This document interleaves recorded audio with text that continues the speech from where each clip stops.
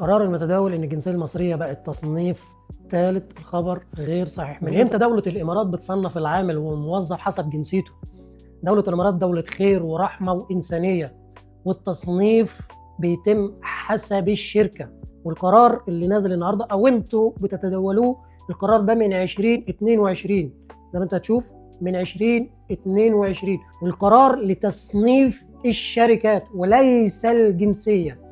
طيب في شركات النهارده فتحت الابلكيشن موري لقوا نفسيهم ترتيب ثالث بدل الثاني. طيب حضرتك هتلاقي عندك يا اما نسبه عماله اعلى من الثانيه، مش شرط مصريين بقى، احنا خلينا متفقين.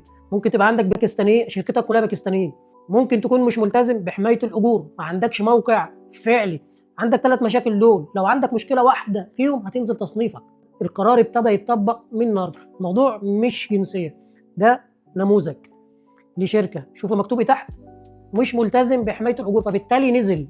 طيب نموذج تاني، ادي شركه تصنيف تاني زي ما هي اهي، لكن ملتزمه، عندها موقع فعلي، ملتزمه بحمايه الاجور، ما عندهاش اي مشاكل، تصنيفها زي ما هو التاني، وصاحبها مصري وعنده عماله مصريه. فالموضوع مش مرتبط بالعماله المصريه، التصنيف بيكون على حسب المنشاه، مفيش جنسيه بتتصنف يا جماعه. الامارات دوله خير ورحمه، كله بيجدد اقامته حسب القانون والقوانين اللي بتنزل من وزاره الموارد البشريه والتوطين او من الهويه والجنسيه. التزموا بالتعليمات مش هيحصل لكم مشاكل.